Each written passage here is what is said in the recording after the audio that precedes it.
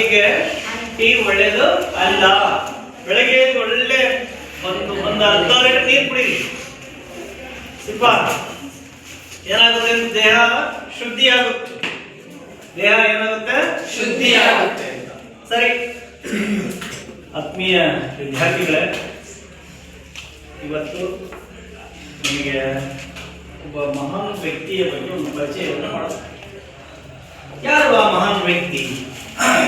ತಾವೆಲ್ಲ ಅವರ ಹೆಸರನ್ನ ಕೇಳಿದ್ದೀವಿ. ಅರಿವೇ ಗುರು ಅಂತ ಹೇಳಿ. ಯಾರು ಹೇಳಿದ್ದಿದ್ನ?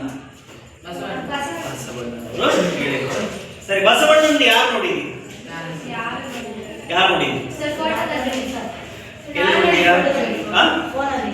ಫೋನಲ್ಲಿ ನೋಡಿದ್ಯಾ? ಮತ್ತೆ ಫೋಟೋದಲ್ಲಿ ನೋಡಿದ್ಯಾ? ನಾನು ನಿಜವಾಗ್ಲೂ ನೋಡಿದ್ದೀನಿ ಫೋಟೋದಲ್ಲಿ. ನಾನು ಎಲ್ಲಿ ನೋಡಿದ್ದೆ? ನಿಜವಾಗ್ಲೂ ಫೋಟೋದಲ್ಲಿ ನೋಡಿದ್ದೀನಿ. ನೀವು?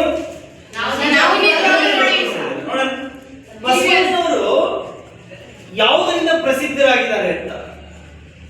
ಬಸವಣ್ಣನವರು ಯಾವುದರಿಂದ ಪ್ರಸಿದ್ಧರಾದರು? ಹೇಳು ಜೋರು, ಕರೆಕ್ಟ್ ಇದೆಯೇನು? ಕಾಯಕವೇ ಕೈಲಾಸ. ಏನೇನು ಕಾಯಕವೇ ಕೈಲಾಸ ಅಂದ್ರೆ? ಕಾಯಕ ಅಂದ್ರೆ ಏನು? ಕೆಲಸ. ಕೈಲಾಸ ಒಂಥರ ಅದ್ಭುತ ಲೋಕ. ಅದು ಕೈಲಾಸ ಅಂದ್ರೆ ಏನದು? ಅದ್ಭುತ ಲೋಕ ಅಂದ್ರೆ ಕಾಯಕವೇ ಕೈಲಾಸ. ಅಂದ್ರೆ ನಮ್ಮ ಕಾಯಕದಲ್ಲಿ ನಾವು ಏನ್ ಮಾಡ್ಬೇಕು ಅಂದ್ರೆ ಕೈಲಾಸವನ್ನ ಕಾಣ್ಬೇಕು. ಉದಾಹರಣೆಗೆ ಹೇಳ್ಬೇಕು ಅಂದ್ರೆ, ನೀವು ಬರೀಲಿಕ್ಕೆ ಕೊಟ್ಟಿದ್ದು, ನಾವು ಏನ್ ಕೊಟ್ಟಿದ್ದೇವೆ? ಬರೀಬೇಕಾದ್ರೆ ಆಸಕ್ತಿಯಿಂದ ಶ್ರದ್ಧೆಯಿಂದ ನೀವು ಏನಾದ್ರೂ ಕೆಲಸವನ್ನ ಮಾಡ್ತಾ ಇದ್ರೆ ನಿಮಗೆ ಏನಾಗುತ್ತೆ? ಮನಸ್ಸಿಗೆ ಬಹಳಷ್ಟು ಖುಷಿ ಆಗುತ್ತೆ. ಆಮೇಲೆ ನೀವು ಯಾವಾಗ ಬರೆದಿರಿ, ಎಲ್ಲಿ ಬರೆದಿರಿ, ಬರೆದದ್ದೇನು, ಪ್ರತಿಯೊಂದು ಏನಿರುತ್ತೆ ಅಂದ್ರೆ ನಮಗೆ ನೆನಪು ಇರುತ್ತೆ ಅಂತ. ಅದಕ್ಕೆ ಬಸವಣ್ಣವ್ರು ಹೇಳಿದ್ರು, ಶರತ್ ಏನ್ ಹೇಳಿದ್ರು? ಅರಿವೇ ಗುರು ಅಂತ. ಏನಂತ ಹೇಳಿದ್ರು? ಅರಿವೇ ಗುರು. ನನಗೆ ಅರಿವು ಆಗ್ಬೇಕು. ಏನಾಗ್ಬೇಕು? ನನಗೆ ಅರಿವು ಆಗ್ಬೇಕು. ನನ್ನ ತಪ್ಪಿನ ಅರಿವು ನನಗಾದರೆ ಮಾತ್ರ ನಾನೇನಾಗ್ತೀನಿ ಅಂದ್ರೆ ಗುರು ಆಗ್ತೀನಿ. ನನಗೆ ಗೊತ್ತಾಗ್ಬೇಕು ನನ್ನ ತಪ್ಪು. ನಾನು ಹೋಗ್ಬೇಕಾದ್ರೆ ಯಾರಿಗಾದ್ರೂ ತೊಂದರೆ ಮಾಡಿದ್ರೆ ಅದು ನನ್ನಿಂದ ತೊಂದರೆ ಆಗಿದೆ ಅಂತಕ್ಕಂಥ ಮನೋಭಾವ ನನಗೇನಾಗ್ಬೇಕು ಅಂದ್ರೆ ಅದು ಗೊತ್ತಾಗ್ಬೇಕು. ಇಂಥ ಮಾತುಗಳನ್ನು ವಚನ ಸಾಹಿತ್ಯ, ಸರಳ ವಚನ ಸಾಹಿತ್ಯ ಅಂತ ಎಷ್ಟು ಚೆನ್ನಾಗಿ ಹೇಳಿದ್ದಾರೆ ಅಂದ್ರೆ, ಕಳಬೇಡ, ನುಡಿಯಲು ಬೇಡ, ಕೊಡಬೇಡ, ಇದ್ರು ಅಡಿಯಲು ಬೇಡ, ಕಣ್ಣ ಮಂಡಿಸಬೇಡ, ದೇಹನ ಕೂಡಲ ಸಂಗಮದಲ್ಲಿ ಎಷ್ಟು ಚೆನ್ನಾಗಿ ಸರಳ ಭಾಷೆ. ಸರಿ, ಅಂತ ವ್ಯಕ್ತಿ ಸುಮಾರು 12ನೇ ಶತಮಾನ ಅಂತ ಹೇಳ್ತಾರೆ. ಎಷ್ಟನೇ ಶತಮಾನ ಅಂತ ಹೇಳ್ತಾರೆ? 12ನೇ ಶತಮಾನ. ಸರಿ, ಬಸವಣ್ಣವರು ಯಾವ ಒಂದು ರಾಜ ಮನೆತನದಲ್ಲಿ ಇದ್ರು ಅಂತಕ್ಕಂಥ ಮಾಹಿತಿ ಗೊತ್ತಾ ನಿಮ್ಗೆ? ಅವ್ರು ಏನಾಗಿದ್ರು? ಅವ್ರ ತಂದೆ ಯಾರು? ಅಥವಾ ಅವ್ರು ಎಲ್ಲಿ ಒಂದು ಬಂಡ ಏನಾಗಿರ್ತಾರೆ ಅಂದ್ರೆ ಅರ್ಥಮಂತ್ರಿ ಆಗಿರ್ತಾರೆ. ಬಸವಣ್ಣ ಒಬ್ಬ ರಾಜನ ಕೈ ಕೆಳಗೆ. ಯಾರ ಕೈ ಕೆಳಗೆ? ರಾಜನಲ್ಲಿ ಏನಾಗಿರ್ತಾರೆ ಅಂದ್ರೆ ಭಂಡಾರ ಮಂತ್ರಿ ಆಗಿರ್ತಾರೆ. ಹೌದಾ? ಯಾರು? ಬಸವಣ್ಣ. ಎಲ್ಲಿ ಆಗಿತ್ತು? ಯಾವ ರಾಜ್ಯದಲ್ಲಿ? ನೋಡೋಣ, ಯಾರ್ಯಾರು ನಿಮಗೆ ಗೊತ್ತಿರೋ ರಾಜರುಗಳ ಬಗ್ಗೆ ನೋಡೋಣ. ಯಾವ್ಯಾವ ರಾಜಮಂತ್ರಿಗಳು ನೋಡೋಣ. 4 ಹೆಸರು ಹೇಳಿ ನೋಡೋಣ. ರಾಷ್ಟ್ರಕೂಟರು ಬರ್ತಾರೆ, ಕದಂಬರು ಬರ್ತಾರೆ,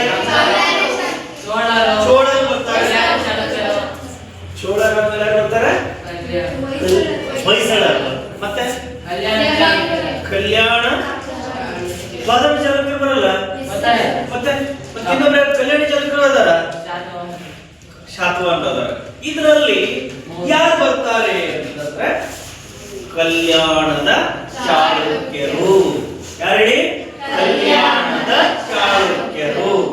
ಈ ಕಲ್ಯಾಣದ ಚಾಲುಕ್ಯರ ರಾಜಧಾನಿಯಲ್ಲಿ ಅಥವಾ ಅರಮನೆಯಲ್ಲಿ ಮಂತ್ರಿಯಾಗಿ ಸೇವೆ ಸಲ್ಲಿಸಿರ್ತಕ್ಕಂಥವ್ರು ಯಾರಪ್ಪ ಅಂತಂದ್ರೆ ಬಸವಣ್ಣನವರು, ಅಣ್ಣ ಬಸವಣ್ಣನವರು.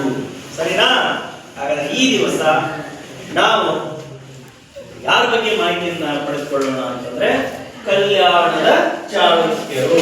ಯಾರ ಬಗ್ಗೆ ಹೇಳಿ? ಕಲ್ಯಾಣದ ಚಾಲುಕ್ಯರು.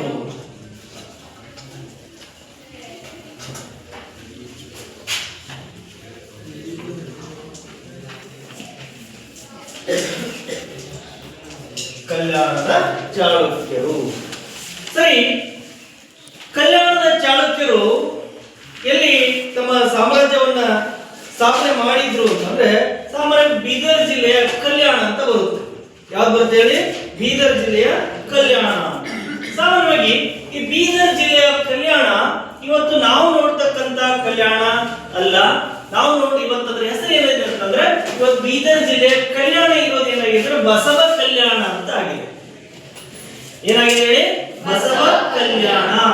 ಸರಿ, ಇಲ್ಲಿ ಕಲ್ಯಾಣಿ ಚಾಲುಕ್ಯರು ಬಹಳ ಒಂದು ಒಳ್ಳೆಯ ರೀತಿಯಿಂದ ಆಡಳಿತವನ್ನು ಕೊಟ್ಟಿರ್ತಕ್ಕಂಥವ್ರು. ಒಂದು ಸಾಂಸ್ಕೃತಿಕವಾಗಿ ಒಂದು ಜಗತ್ತಿಗೆ ಏನ್ ಹೇಳಿ ಸಾಂಸ್ಕೃತಿಕವಾಗಿ ಜಗತ್ತಿಗೆ ಒಂದು ಹೊಸ ರೀತಿಯ ಸಾಹಿತ್ಯವನ್ನ ಪರಿಚಯ ಮಾಡಿಕೊಟ್ಟಿರ್ತಕ್ಕಂಥವ್ರು ಕಲ್ಯಾಣದ ಚಾಲುಕ್ಯರು ಅಂತ ಬಹಳ ಒಳ್ಳೆಯ ಆಡಳಿತವನ್ನು ಮಾಡಿದ್ದಾರೆ. ಇಲ್ಲಿ ಸಾಮಾನ್ಯವಾಗಿ ಇಲ್ಲಿ ಪ್ರಸಿದ್ಧರಾಗಿರ್ತಕ್ಕಂಥ ಕವಿಗಳನ್ನು ದುರ್ಗಸಿಂಹ ಬರ್ತಾನೆ, ನಾಗಚಂದ್ರ ಬರ್ತಾರೆ, ಇನ್ನೂ ಅನೇಕ ವಿಜ್ಞಾನೇಶ್ವರ ಬರ್ತಾರೆ. ಇವರೆಲ್ಲ ಅನೇಕ ಸಾಹಿತಿಗಳ ತವರೂರನ್ನ ಆಗಿರ್ತಕ್ಕಂಥದ್ದು ಯಾವುದು ಅಂತಂದ್ರೆ ಬೀದರ್ ಜಿಲ್ಲೆಯ ಬಸವ ಕಲ್ಯಾಣ ಅಂತ. ಇಲ್ಲಿ ಯಾರಂದ್ರೆ ರಾಷ್ಟ್ರಕೂಟರ ಸಾಮಂತರಾಗಿರ್ತಾರೆ. ಮೊದಲಿಗೆ ಕಲ್ಯಾಣದ ಚಾಲುಕ್ಯರು ಯಾರ ಸಾಮಂತರಾಗಿರ್ತಾರೆ ಅಂತಂದ್ರೆ ರಾಷ್ಟ್ರಕೂಟರ ಸಾಮಂತರಾಗಿರ್ತಾರೆ.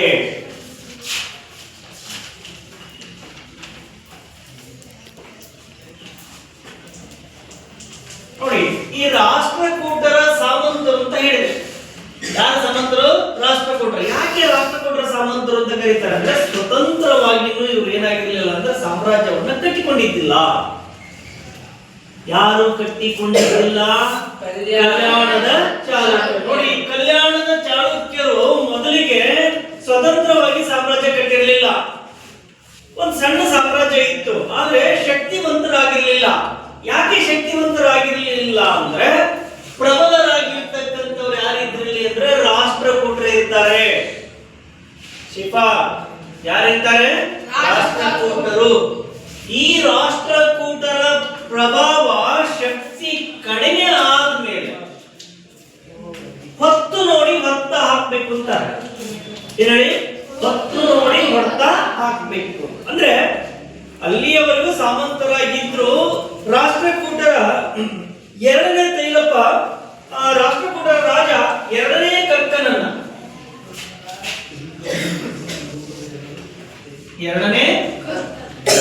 ನೋಡ್ರಿ, ರಾಷ್ಟ್ರಕೂಟರಲ್ಲಿ ಎಲ್ಲರೂ ಚೆನ್ನಾಗಿ ಒಳ್ಳೊಳ್ಳೆ ರಾಜರುಗಳಿದ್ರು, ಅವರೆಲ್ಲ ಚೆನ್ನಾಗಿ ರಾಜಭಾರ ಮಾಡಿದ್ರು. ಕೊನೆ ಹಂತದಲ್ಲಿ ಬಂದವರು ಯಾರು? ಎರಡನೇ ಕರ್ಕ ಬಂದ. ಈ ಕರ್ಕ ಒಳ್ಳೆ ಸಮರ್ಥ ಆಡಳಿತಗಾರ ಆಗಿರ್ಲಿಲ್ಲ.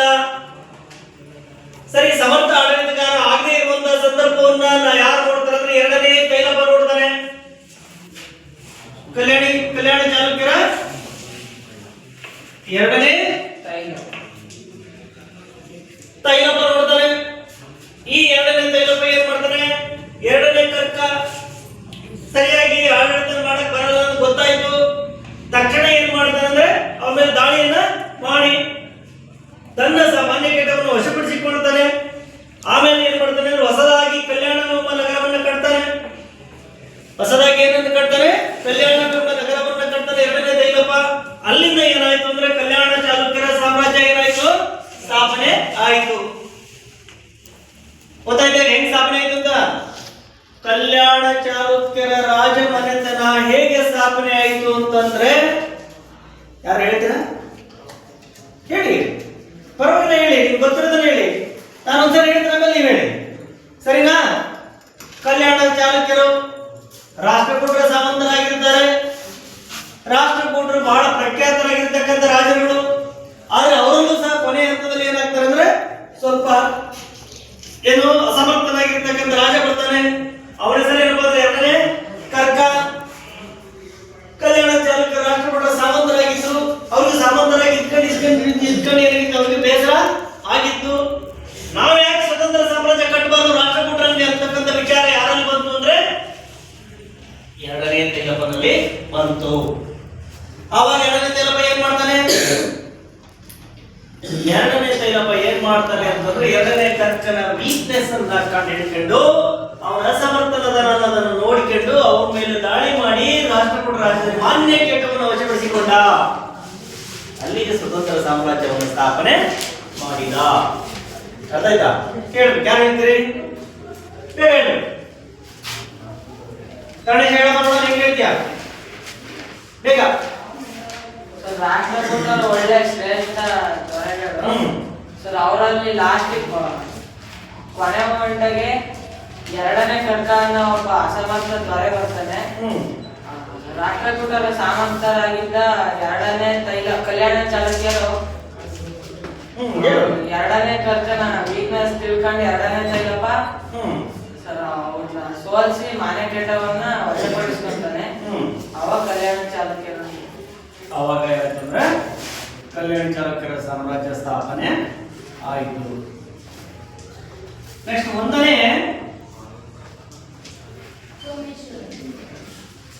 ಸೋಮೇಶ್ವರ ಅಂತ. ಕಲ್ಯಾಣಿ ಚಾಲುಕ್ಯರಲ್ಲಿ ಮೊದಲನೇ ಎರಡನೇ ತೈಲಪ್ಪ ಬಂದ. ಅವನು ಸಾಮ್ರಾಜ್ಯ ನಡೆಸಿದ 24 ವರ್ಷಗಳ ಕಾಲ ಆಳ್ವಿಕೆ ನಡೆಸ್ತಾನೆ. ಎಷ್ಟು ವರ್ಷ ನಡೆಸಿದನು? 24 ವರ್ಷಗಳ ಕಾಲ ಆಳ್ವಿಕೆ ನೋಡಿ. ಇವತ್ತು ಮ್ಯಾಪ್ ಹಾಕ್ತಾರೆ ನೋಡಿ.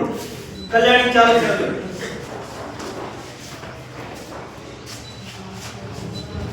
ಕಾಣುತ್ತಾ?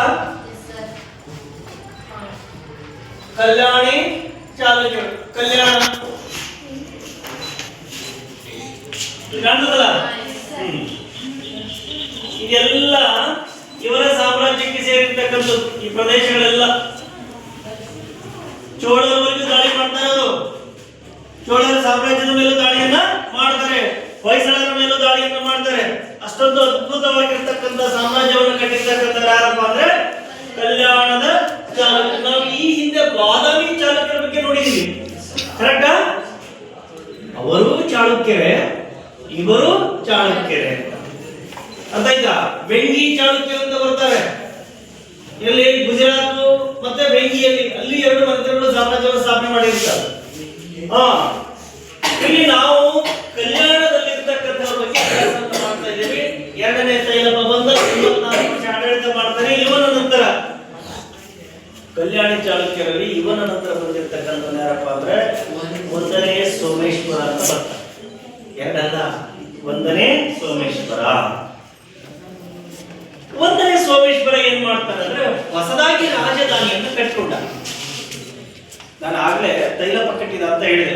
ತೈಲಪ್ಪ ಅಲ್ಲ, ತೈಲಪ್ಪ ಸಾಮ್ರಾಜ್ಯವನ್ನ ಸ್ಥಾಪನೆ ಮಾಡಿಕೊಂಡ, ಸ್ವತಂತ್ರ ಸಾಮ್ರಾಜ್ಯವನ್ನ 24 ವರ್ಷ ಆಡಳಿತ ಮಾಡ್ತಾರೆ ಸ್ಫೂರ್ತಿ. ಎಷ್ಟು ವರ್ಷ ಹೇಳು? 24 ವರ್ಷ. ಅವನ ನಂತರ ಬಂದವನು ಯಾರಪ್ಪ ಅಂದ್ರೆ ಒಂದನೇ ಸೋಮೇಶ್ವರ ಬರ್ತಾನೆ. ಸೋಮೇಶ್ವರ ಕಲ್ಯಾಣ ಅಂತಕ್ಕಂಥ ನಗರವನ್ನು ಕಟ್ತಾನೆ. ಬಹಳ ಅದ್ಭುತವಾದಂತಹ ಆಡಳಿತವನ್ನ ಕೊಡ್ತಾನೆ. ಕಲ್ಯಾಣ ಇಲ್ಲೇ ಇದೆ, ಕಲ್ಯಾಣ. ಅರ್ಥ ಆಯ್ತಾ? ಹಾಗೆ ಮುಂದೆ ನೋಡಿ, ಈತನು ಕಟ್ಟಿಸಿ ರಾಜನ ಏನ್ ಮಾಡ್ತಾ ಬರ್ತಾನೆ. ಇವತ್ತು ಅದು ಏನಾಗಿದೆ ಅಂದ್ರೆ ಬಸವ ಕಲ್ಯಾಣ ಅಂತಕ್ಕಂಥದ್ದಾಗಿದೆ. ಹಾಗೆ ಸಾಮ್ರಾಜ್ಯದಲ್ಲಿ ಗಾತ್ರವು ಕುಂದದಂತೆ ನೋಡಿಕೊಳ್ತಾನೆ. ಚೋಳರ ರಾಜಾದಿ ರಾಜ, ಚೋಳರಲ್ಲಿ ಪ್ರಸಿದ್ಧನಾಗಿರ್ತಕ್ಕಂಥ ರಾಜ ಇದ್ದಾನೆ. ಯಾರವನು? ರಾಜಾದಿ ರಾಜ ಅಂತ. ಚೋಳರಲ್ಲಿ ಅತ್ಯಂತ ಪ್ರಸಿದ್ಧನಾಗಿರ್ತಕ್ಕಂಥ ರಾಜ, ರಾಜಾದಿ ರಾಜ ಅಂತ, ರಾಜಾದಿ ರಾಜ ಅಂತ ಕರೀತಾರೆ. ಚೋಳರ ಅತ್ಯಂತ ಪ್ರಸಿದ್ಧನಾಗಿರ್ತಕ್ಕಂಥ ರಾಜ. ಇವನನ್ನ ಸೋಲಿಸ್ತಾನೆ. ಎಲ್ಲಿ ಸೋಲಿಸ್ತಾನೆ ಅಂತಂದ್ರೆ ಕೊಪ್ಪಂ ಎಂಬಲ್ಲಿ ಅಂತ. ಯಾವ ಸ್ಥಳದಲ್ಲಿ? ಕೊಪ್ಪಂ. ನಾವು ಚೋಳರ ರಾಜಾದಿ ರಾಜ ಶ್ರೀಲಂಕಾಕ್ಕೆ ಹೋದ, ಎಲ್ಲ ಏನು ಮಲೇಷಿಯಾ ಎಲ್ಲ ಕಡೆಗೂ ವ್ಯಾಪಾರ ಸಂಪರ್ಕ ಇಟ್ಕೊಂಡಿದ್ದ. ವಿಜಯಾಲಯನನ್ನು ಸೋಲಿಸ್ತಾನೆ ಶ್ರೀಲಂಕಾಕ್ಕೆ ಹೋಗಿ, ಇಷ್ಟೆಲ್ಲ ಹೇಳಿದ್ವಿ. ಆದ್ರೆ ಅಂತ ಚೋಳರ ರಾಜಾದಿ ರಾಜನನ್ನೇ ಯಾರು ಸೋಲಿಸ್ತಾರೆ ಅಂದ್ರೆ ಒಂದನೇ ಸೋಮೇಶ್ವರ ಸೋಲಿಸಿದ. ಇದ್ರ ಮೇಲೆ ಅರ್ಥ ಮಾಡ್ಕೊಂಡ್ರಿ. ಕಲ್ಯಾಣಿ ಚಾಲುಕ್ಯರು ಬಹಳಷ್ಟು ಏನಾಗಿರ್ತಾರೆ ಅಂದ್ರೆ ಪ್ರಖ್ಯಾತರಾಗಿರ್ತಕ್ಕಂಥವ್ರು. ಹಾಗೆ ಮುಂದೆ 1976 ಯಾವಾಗ ಅಂತಂದ್ರೆ ಅಲ್ಲ 1900 ಅಲ್ಲ, 1076. 1900 ಬರಲ್ಲ. 1076ರಲ್ಲಿ ಒಂದನೇ ಸೋಮೇಶ್ವರನ ಮಗನಾದ ಇವನ್ ಮಗ, ನಾನು ಇಷ್ಟಪಟ್ಟು ಹೇಳಿದಲ್ಲ ಕಲ್ಯಾಣ ನಗರ ಕಟ್ಟಿದ್ದಲ್ಲ ಒಂದನೇ ಸೋಮೇಶ್ವರ, ಇವನ್ ಮಗ ಇರ್ತಾನೆ. ಅವನ ಹೆಸರೇನಪ್ಪ ಅಂದ್ರೆ ವಿಕ್ರಮಾದಿತ್ಯ ಅಂತ. ಯಾರು ಹೇಳಿ? ವಿಕ್ರಮಾದಿತ್ಯ ಅಂತ.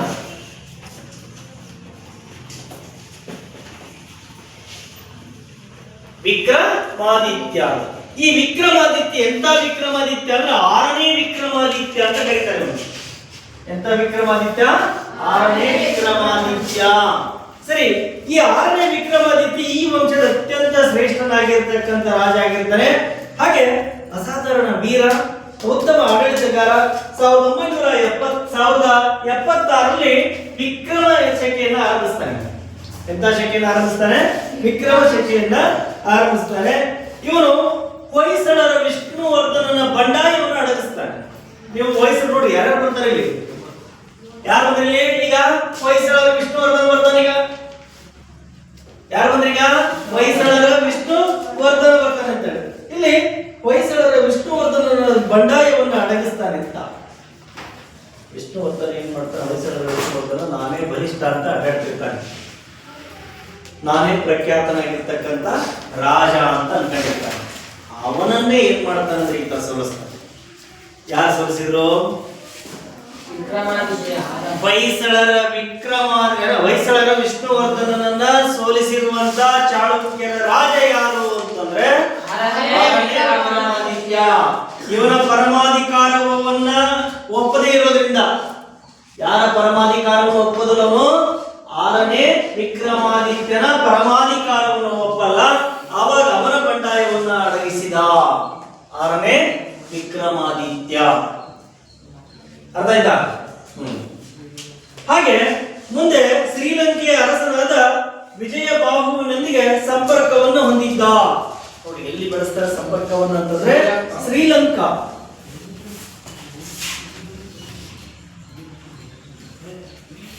ಶ್ರೀಲಂಕೆಯ ಎಂತ ಬಾಹು? ವಿಜಯಬಾಹುವಿನೊಂದಿಗೆ. ವಿಜಯಬಾಹುವಿನೊಳಗೆ ಏನ್ ಮಾಡ್ತಾನೆ? ಸಂಪರ್ಕವನ್ನ ಹೊಂದಿದ್ದ. ಇದ್ರ ಮೇಲೆ ಅರ್ಥ ಮಾಡ್ಕೊಳ್ರಿ. ಕೇವಲ ನೋಡಿ ಇಲ್ಲಿಂದ ಹಿಡಿದು ಎಲ್ಲಿಗೆ ಬಂದನೋ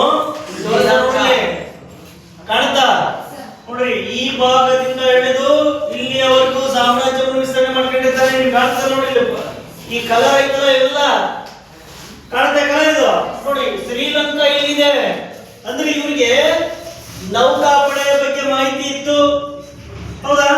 ವಿದೇಶಗಳಿಗೆ ಹೋಗ್ಲಿಕ್ಕೆ ಸೈನಿಕರು ಇವರೆಲ್ಲ ಅಡ್ಡಾಡ್ತಿದ್ರು. ಸಾಮ್ರಾಜ್ಯ ಇಷ್ಟು ಬೆಳೆಸೋದು ಅಷ್ಟು ಸುಲಭ ಅಲ್ಲ. ಸಾಮ್ರಾಜ್ಯ ಕಟ್ಟೋದು ಅಷ್ಟು ಸುಲಭ ಅಲ್ಲ. ಯಾಕಂದ್ರೆ ದ್ವಾರಪಾಲಕರು ಹೊಯ್ಸಳರನ್ನು ಅಡಗಿಸ್ತಿದ್ದಾರೆ, ಚೋಳ ರಾಜಾದಿ ರಾಜರನ್ನು ಸೋಲಿಸಿರ್ತಾರೆ, ಎಷ್ಟು ರಾಷ್ಟ್ರಕೂಟರನ್ನು ಸೋಲಿಸ್ತಾರೆ.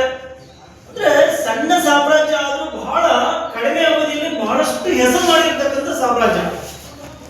ಹಾಗೆ ಮುಂದೆ 6ನೇ ವಿಕ್ರಮಾದಿತ್ಯ ಹಾಗೂ 3ನೇ ಸೋಮೇಶ್ವರ ನಂತರ ಬಂದ ರಾಜರುಗಳು ಏನಾಗ್ತಾರೆ ಅಂದ್ರೆ ಸ್ವಲ್ಪ ಮುಂದೆ ಇವ್ರದ್ದು ಅಷ್ಟೇನೆ ಅಸಮರ್ಥ ರಾಜರು ಬರ್ತಾರೆ. ಮುಂದೆ ಆ ಅಸಮರ್ಥ ರಾಜರಲ್ಲಿ 4ನೇ ಸೋಮೇಶ್ವರ ಅಂತಕ್ಕಂಥದ್ದು. ಯಾರು? 4ನೇ ಸೋಮೇಶ್ವರ.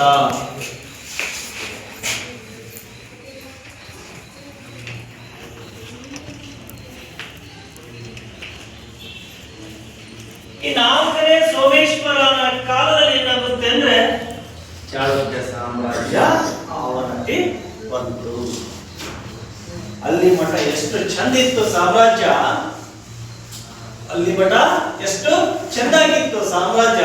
ಅಂತ ಸಾಮ್ರಾಜ್ಯವನ್ನ ಏನ್ ಮಾಡ್ಬಿಟ್ಟ? ಮುಂದೆ ಹುಟ್ಟಿರ್ತಕ್ಕಂಥ ಅವರ ವಂಶದ ಮಕ್ಕಳು ಏನ್ ಮಾಡ್ತಾರೆ ಅಂದ್ರೆ ಮುಂದೆ ಅಷ್ಟೊಂದು ಸಮರ್ಥರಾಗಿರಲ್ಲ. ಹಾಗಾಗಿ ಸಾಮ್ರಾಜ್ಯವನ್ನು ಏನ್ ಮಾಡ್ತಾರೆ? ಅಧಿಕಾರವನ್ನ ಕಳ್ಕೊಂಡ್ರು. ಸರಿನಾ? ಅರ್ಥ ಆಯ್ತಾಗ? ನಾನು ನಿಮಗೊಂದು ವರ್ಕ್ ಕೊಡ್ತೀನಿ. ಏನ್ ಕೊಡ್ತೀನಿ ನಿಮ್ಗೆ? ಏನು ಅಂದ್ರೆ ಇಲ್ಲಿ ಕಲ್ಯಾಣಿ ಚಾಲುಕ್ಯರ ಕೊಡುಗೆಗಳ ಬಗ್ಗೆ ನಾನು ಮಾಹಿತಿ ಕೊಡ್ತೀನಿ.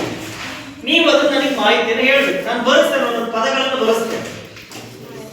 ಏನನ್ನು ಬರೆಸ್ತೇನೆ? ಒಂದೊಂದು ಪದಗಳನ್ನು ಬರೆಸ್ತೀನಿ. ಆ ಪದಗಳಿಗೆ ನೀವೇ ವಾಕ್ಯಗಳನ್ನ ರೆಡಿ ಮಾಡ್ಕೊಂಡು ಬಂದು ಒಬ್ಬೊಬ್ಬರಿಗೆ ಬಂದು ನಿಮಗೆ ನನಗೆ ಹೇಳ್ಬೇಕು. ಆಮೇಲೆ ಇನ್ನೊಂದು ವಿಚಾರ, ಬಸವಣ್ಣನವ್ರ ಬಗ್ಗೆ ಹೇಳಿದೆ ನಾನು ಪ್ರಾರಂಭದಲ್ಲಿ. ಇವರ ಸಾಮ್ರಾಜ್ಯದಲ್ಲಿ ಇರ್ತಕ್ಕಂಥವ್ರು ಇವರು ಸಾಮಾಜಿಕ ಸಾಂಸ್ಕೃತಿಕ ಒಳಗೊಳ್ಳುವಿಕೆ ಇವರ ಅನನ್ಯ ಕೊಡುಗೆ ಇದೆ. ಹಾಗಾಗಿ ದಿನಾಂಕ ಸರ್ಕಾರ ಏನ್ ಮಾಡ್ತು? ಘನ ಸರ್ಕಾರ 13/2/2024 13/2/2024 ಬಸವಣ್ಣ ಅವರ ಭಾವಚಿತ್ರವನ್ನ ವಿಧಾನಸೌಧದಲ್ಲಿ ಅನಾವರಣ ಮಾಡುವ ಮೂಲಕ ಕರ್ನಾಟಕದ ಸಾಂಸ್ಕೃತಿಕ ನಾಯಕ ಅಂತ ಘೋಷಣೆಯನ್ನ ಮಾಡ್ತಾರೆ.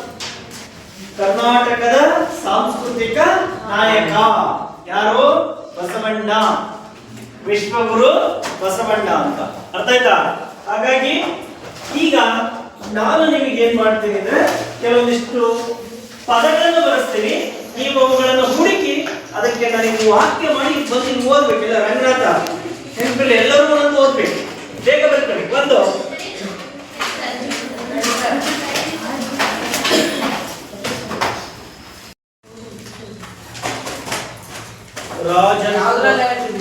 ಕಲ್ಯಾಣಿ ಚಾಲಕರ ಕೊಡುಗೆಗಳು. ರಾಜತ್ವ. ಮುಂದಿನದು ರಾಜತ್ವ. ಪ್ರಕಟ. ಕಡಿತ ಬೇರ್ಗಡೆ.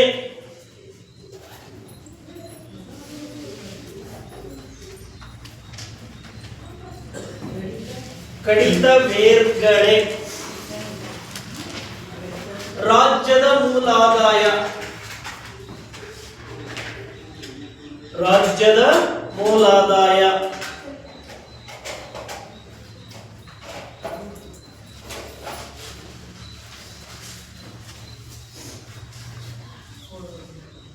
ಜೈನ ವಿದ್ವಾಂಸರ. ಜೈನ ವಿದ್ವಾಂಸರ. ಬೇಗ ಬರ್ಕೋಬೇಕು. ಜೈನ ವಿದ್ವಾಂಸರ.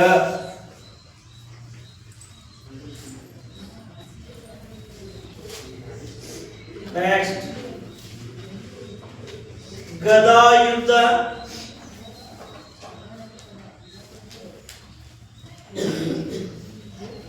ದುರ್ಗಸಿಂಹ. ಬೇಗ ಬರ್ಕೋಬೇಕು. ದುರ್ಗ ಸಿಂಹ. ವಿಕ್ರಮಾಂಕ ದೇವಚರಿತೆ. ವಿಕ್ರಮಾಂಕ ದೇವ ಚರಿತ.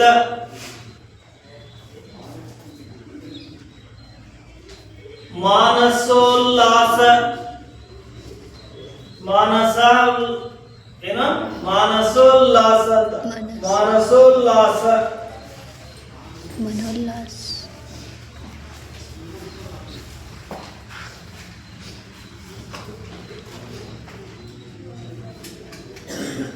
ಕಾಶಿ ವಿಶ್ವೇಶ್ವರ.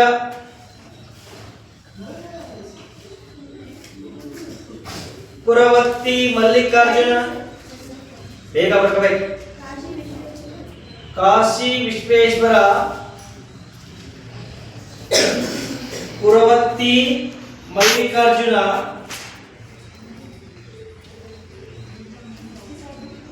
ಪುರವತ್ತಿ ಮಲ್ಲಿಕಾರ್ಜುನ. ತ್ರಿಕೂಟೇಶ್ವರ.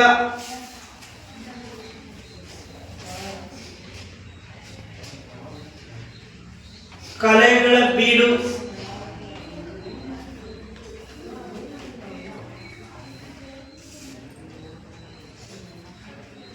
ಮಹಾರಾಣಿ ಚಂದ್ರಲೇಖೆ.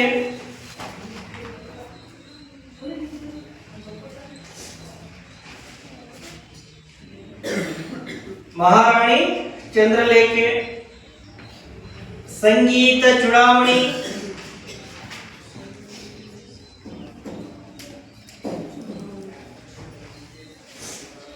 ಇಟಗಿ. ಇಟಗಿ.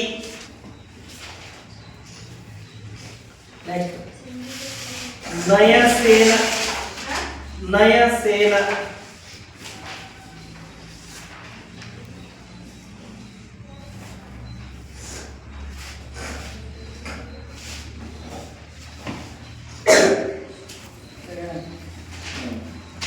ಸಾಕು. ಬೇಗ ಇವುಗಳಿಗೆ ಒಂದೊಂದೇ ವಾಕ್ಯಗಳನ್ನು ರೆಡಿ ಮಾಡ್ಕೊಂಡು ನಾನು ಬಡ ಬಡ ಬಡ ಬಂದು ಹೇಳ್ಬೇಕು ಬೇಗ. ಏನಾದ್ರು ಡೌಟ್ಸ್ ಇದ್ರೆ, ಶಬ್ದಗಳಲ್ಲಿ ಏನಾದರೂ ಡೌಟ್ಸ್ ಇದ್ರೆ ಕೇಳಬೇಕು. ಬೇಗ ನಿಮ್ಮ ಬುಕ್ಕಲ್ಲಿ ಇರ್ತಕ್ಕಂಥದ್ದನ್ನು ತಗೊಳ್ಬೇಕು. ನೀವೇ ವಾಕ್ಯವನ್ನು ರಚನೆ ಮಾಡಬೇಕು, ಮಾಹಿತಿನ ಹೇಳ್ಬೇಕು. ಬರ್ಕೊಳ್ಳಿ, ಒಂದು ಸೆಂಟೆನ್ಸ್ ಬರ್ಕೊಳ್ಳಿ. ಒಂದು ಪದ ಒಂದು ವಾಕ್ಯ ಏನ್ ಮಾಡ್ತಾ ಇದ್ರಲ್ಲ ಅದೇ ಟೈಪು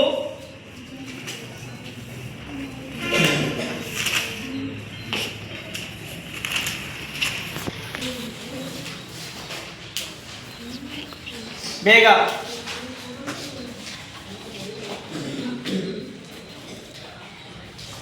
ಏನಾದರೂ ಡೌಟ್ಸ್ ಇದ್ರೆ ಕೇಳಿ. ನೀಟಾಗಿ ಓದಬೇಕು. ಪದಗಳು ಬಂದಾಗ ಆ ಪದಗಳಿಗೆ ಏನು ಅರ್ಥ ಬರುತ್ತೆ ಅದನ್ನು ವಾಕ್ಯದಲ್ಲಿ ಬರೀಬೇಕು. ಧನಂಜಯ ಏನ್ ಬರ್ದಿ? ರಾಜತ್ವ. ಎಲ್ಲಿ ಬಂತು ರಾಜತ್ವ? ಅದೇನದು ರಾಜತ್ವ ಅಂದ್ರೆ ಏನಂತ ಬರೀಬೇಕು ನೀನೀಗಲ್ಲಿ? ಕಲ್ಯಾಣಿ ಚಾಲುಕ್ಯರ ಆಡಳಿತ ಅಥವಾ ರಾಜಪ್ರಭುತ್ವ ವಂಶ ಪಾರಂಪರ್ಯವಾಗಿ ಇತ್ತು. ಆ ತರ ಒಂದು ವಾಕ್ಯ ಬರೀಬೇಕು. ಅದರ ಅರ್ಥ ಏನು ಅಂದ್ರೆ, ಕಲ್ಯಾಣಿ ಚಾಲುಕ್ಯರ ರಾಜ ಮನೆತನದಲ್ಲಿ ಅವರ ತಂದೆ ತೀರಿದ ಅಂದ್ರೆ ಅವನ ಮಗ ಏನಾಗ್ತಿದ್ದ ಅಂದ್ರೆ ರಾಜ ಆಗ್ತಿದ್ದ. ಅದಕ್ಕೆ ಏನಂತ ಕರೀತಾರೆ? ವಂಶ ಪಾರಂಪರ್ಯ, ಅನುವಂಶೀಯವಾಗಿ. ಮತ್ತೆ ಪ್ರೇರಣೆ ಯಾಕೆ ಬರ್ದಿ? ಏನ್ ಬರೀತೀಗ? ಕಡಿತ ಬೇರ್ಗಡೆ. ಏನಿದು ಕಡಿತ ಬೇರ್ಗಡೆ ಅಂದ್ರೆ ಏನಿದು? ನೋಡಿಲಿ, ಭೂಕಂದಾಯದ ಅಧಿಕಾರಿ ಏನೋ ಭೂಕಂದಾಯದ ವ್ಯವಸ್ಥೆಗಾಗಿಯೇ ಕಡಿತ ಬೇರ್ಗಡೆ ಎಂಬ ಅಧಿಕಾರಿಯನ್ನ ನೇಮಿಸಲಾಗಿತ್ತು. ಹಾಗಾದ್ರೆ ನಾನು ಏನು ಬರ್ಸಿದ್ದೆ ನಿನಗೆ? ಕಡಿತ ಬೇರ್ಗಡೆ ಅಂತ ಬರ್ಸಿದ್ದೆ. ಅದಕ್ಕೆ ಏನು ಅಂತ ಕರೆಕ್ಟಾಗಿ ಬರೀಬೇಕು. ಭೂಕಂದಾಯ ವಸೂಲಿ ಮಾಡಲಿಕ್ಕೆ ಅಧಿಕಾರಿಯನ್ನ ನೇಮಿಸಿದ್ರು. ಆ ಅಧಿಕಾರಿಗೆ ಏನಂತ ಕರೀತಾರೆ ಅಂತಂದ್ರೆ ಕಡಿತ ಬೇರ್ಗಡೆ. ರಂಗನಾಥ ಏನ್ ಬರ್ದಪ್ಪ ನೀನು? ಸಿಗ್ತಾ ಇಲ್ಲ. ಇದು ಕಡಿತ ಬೇರ್ಗಡೆ ಇಲ್ಲೈತ್ ನೋಡು, ರಾಜತ್ವ ಇಲ್ಲೈತ್ ನೋಡು. ಮತ್ತೆ ನೋಡಿ, ಇಲ್ಲಿಂದ ನೋಡಿ ಅಂತ ಹೋಗ್ಬೇಕು. ಅದು ಯಾಕೆ ಬಂತು ಪದ? ಅದರ ಯಾಕೆ ಬಂತು ಅಂತ ಬರೀಬೇಕು. ಅಂದ್ರೆ ಭೂ ಕಂದಾಯ ವಸೂಲಿ ಮಾಡ್ಲಿಕ್ಕೆ ಒಬ್ಬ ಅಧಿಕಾರಿ ಇದ್ದ.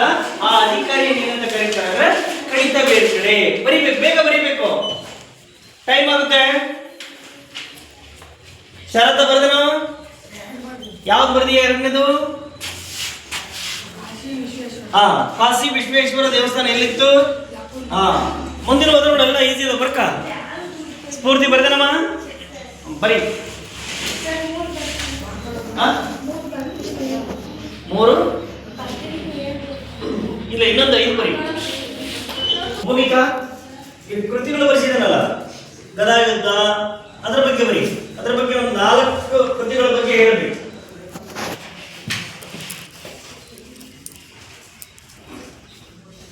ಸ್ಫೂರ್ತಿ ಬಾರಮ್ಮ, ಹೇಳಬಾ. ಎಷ್ಟು ಬರ್ದಿ ಅಷ್ಟು ಹೇಳ್ಬಾ, ಬೇಗ ಬಾ.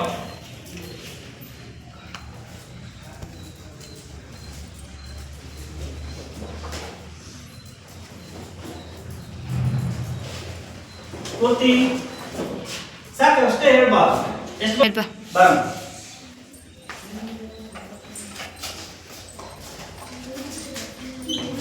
ಪದಗಳನ್ನು ಹೇಳು ಫಸ್ಟ್, ಯಾವುದು ಅಂತ.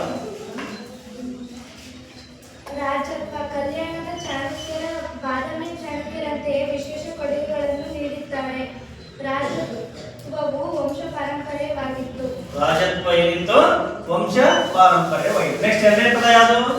ಕಡಿತ ಬೇರ್ಗಡೆ. ಕಡಿತ ಬೇರ್ಗಡೆ. ಹೇಳು. ಭೂಕಂದಾಯದ ವ್ಯವಸ್ಥೆಯಾಗಿ ವ್ಯವಸ್ಥೆಗಾಗಿಯೇ ಕಡಿತ ಬೇರ್ಗಡೆ ಎಂಬ ಅಧಿಕಾರಿಯನ್ನು ನೇಮಿಸಲಾಗಿತ್ತು. ಅಂದ್ರೆ ಭೂ ಕಂದಾಯವನ್ನ ವಸೂಲಿ ಮಾಡೋಕ್ಕಾಗಿ ಒಬ್ಬ ಅಧಿಕಾರಿಯನ್ನ ನೇಮಿಸಲಾಗಿತ್ತು. ಆ ಅಧಿಕಾರಿಗೆ ಏನಂತ ಕರೀತಿದ್ರು ಅಂದ್ರೆ ಕಡಿತ ಬೇರ್ಗಡೆ. ನೆಕ್ಸ್ಟ್ ಹೇಳು. ರಾಜ್ಯದ ಮೂಲ ಆದಾಯ. ಮೂಲ ಆದಾಯ ಬೇಕು. ಮೂಲ ಆದಾಯ. ಭೂಕಂದಾಯವು ರಾಜ್ಯದ ಮೂಲ ಆದಾಯವಾಗಿತ್ತು. ಭೂಕಂದಾಯವು ರಾಜ್ಯದ ಮೂಲ ಆದಾಯ ಆಗಿತ್ತು. Very good. ಜೈನ ವಿದ್ವಾಂಸರ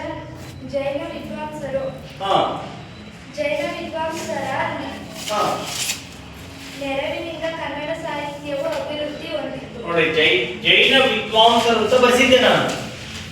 ಬಾದಾಮಿ ಚಾಲುಕ್ಯರಲ್ಲಿ ಜೈನ ವಿದ್ವಾಂಸರ ಸಹಕಾರದಿಂದ ಕನ್ನಡ ಸಾಹಿತ್ಯ ಏನಾಯ್ತು? ಬೆಳವಣಿಗೆಯನ್ನ ಕಂಡಿತ್ತು ಅಂತ. ಕೂತ್ಕೊಳ್ಳೋಣ. Very good. ಚಪ್ಪಳ ಹಾಕಲ್ಲರು ಜೋರಾಗಿ ಹಾಕ್ರಿ. ಮತ್ತೆ ಯಾರು ಬರ್ತೀರಿ? ಪ್ರೇರಣಾ ಬಾರ್ಮ ಬರ್ತೀಯಾ? ಯಾರು ಬರ್ತೀರಿ? ಕನ್ನಡ ಜವಾಬ್ಲೆ 5 ಬಾ. ಹೇಳುವ ಅವಳು ಹೇಳಿದ್ದೊಂದು ಬಿಟ್ಟು ಹೇಳುವ. ಈಗ ಹೇಳುವ, ನೀನು ಬರ್ಕೊ ಹೇಳ್ತಾರಮ್ಮ. ಬಾ, ಪರವಾಗಿಲ್ಲ ಬಾ.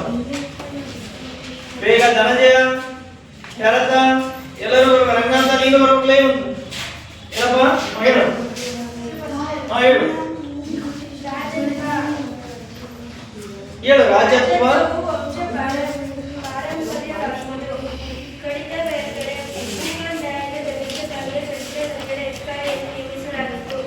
ರಾಜ್ಯದ ಮೂಲದಾಯ ಭೂಕಂದಾಯವು ರಾಜ್ಯದ ಮೂಲದಾಯವಾಗಿತ್ತು.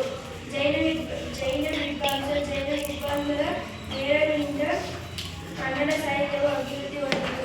ಗದಾಯುದ್ಧ ರನ್ನನು ರಚಿಸಿದ ಬಾ ಉಪನ್ಯಾಸ ಜೋರಾಗಿ ಒಂದು ಹೇಳ್ಬೇಕು. ದಾರಮ್ಮ ಈ ಕಡೆ.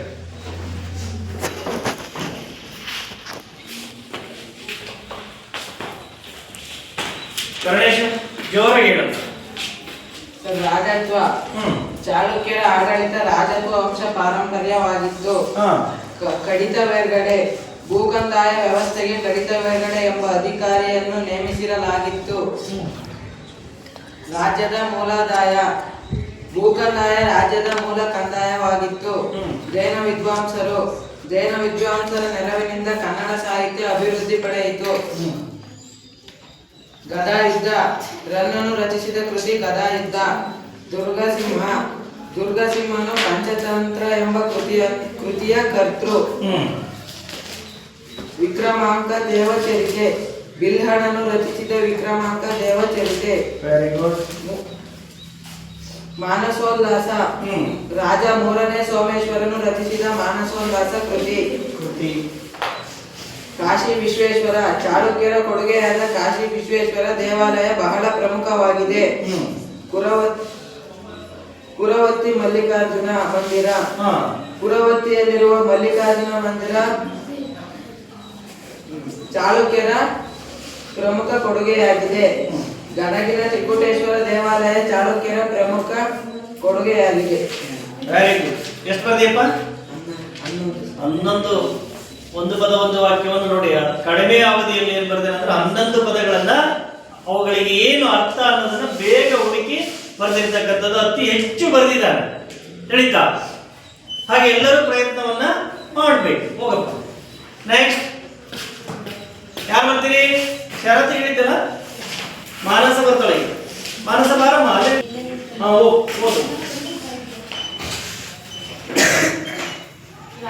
ಇಲ್ಲಿ ಬಾ, ಇಲ್ಲಿ ಬಾ. ಕಡಿತ ಬೇರ್ಗಡೆ ಭೂಕಂದಾಯದ ವ್ಯವಸ್ಥೆಗಾಗಿ ಕಡಿತ ಬೇರ್ಗಡೆ ಎಂಬ ಅಧಿಕಾರವನ್ನು ನೇಮಿಸಲಾಗಿತ್ತು. ನೆಕ್ಸ್ಟ್ ಜೈನ ವಿದ್ವಾಂಸರ ನೆರವಿನಿಂದ ಕನ್ನಡ ಸಾಹಿತ್ಯದ ಅಭಿವೃದ್ಧಿ ಹೊಂದಿತು. ಗದಾಯುದ್ಧ ರನ್ನನು ಬರೆದ ಗದಾಯುದ್ಧ. ಗದಾಯುದ್ಧ ಅಂದ್ರೆ ರನ್ನನು ಬರೆದಿರ್ತಕ್ಕಂಥ ಕೃತಿ ಗದಾಯುದ್ಧ. ಮಾನಸೋಲ್ಲಾಸ